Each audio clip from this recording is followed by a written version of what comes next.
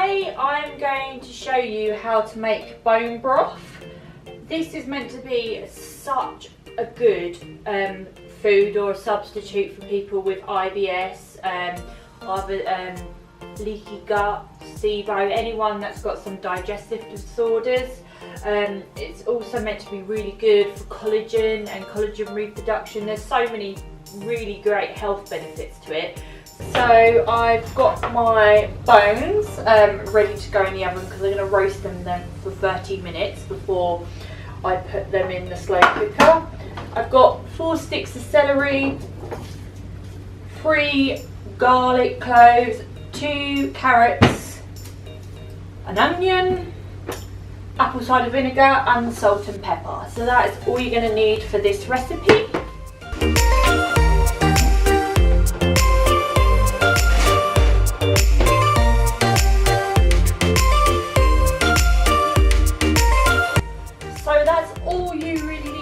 Prepping your veg is just cut it up, no need to peel the carrots. I just did the onion in quarters and peeled those, and the garlic I'm going to throw in whole, and we're just going to wait now for that to roast.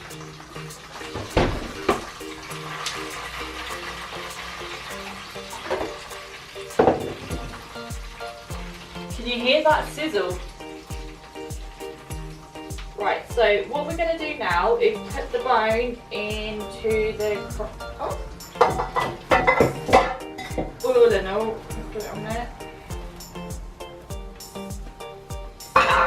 And then we're going to put 2 tablespoons of vinegar and then leave that again for another half an hour. Because apparently I was doing some research and the apple cider vinegar helps just draw out all the nutrients. So the roasting gives it the flavour, but the cider vinegar is going to pull all the good things we want out of there.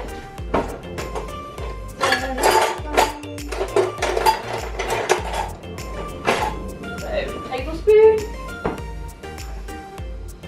1. Okay, so now that's soaked, what we're going to do is put our veg in. Get that all in there.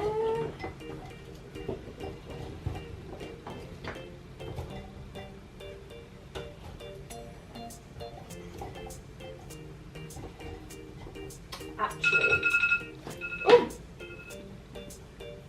30 minutes after.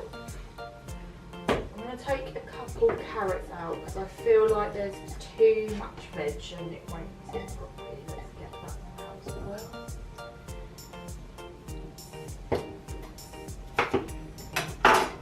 Want to make sure it all fits in nicely. Then I'm going to fill it up with water. So you just want to put enough to soak everything. So it's 1 pint.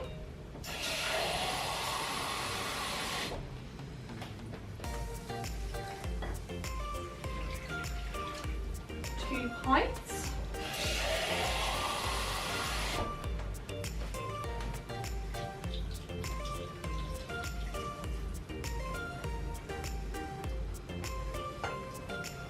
'So about 3 pints for that size. Obviously it will depend how much you're using, the size of it.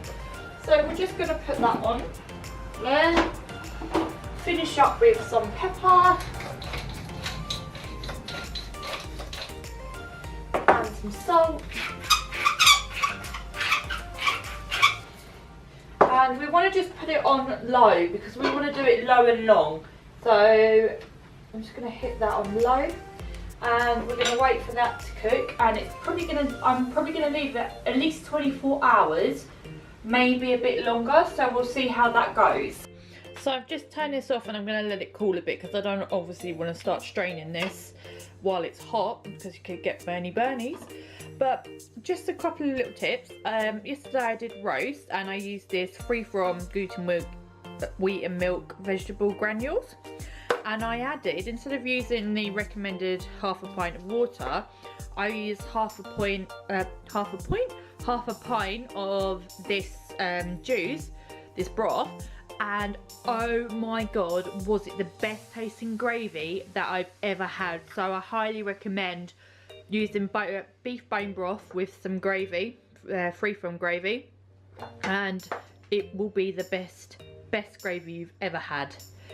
And I'm currently lost my sieve as well, so I've got to wait for Adam to get back to see where he's put the damn thing. So I finally found the sieve, so what I'm going to do now is I'm going to empty this contents and start straining it through there.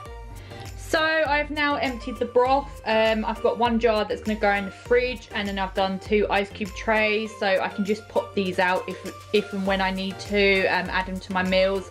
This normally keeps for about 3 days, so you just want to have some backup and handy, but I got quite a bit out of it, don't you think? Oh, I can't wait for this. That's going to be so good. So I'm just having my daily cup of bone broth. It actually tastes really nice and it's really drinkable. If you like gravy, then you will find this fine. It's like a more watered down version, but it is so yummy. So here's my first cup.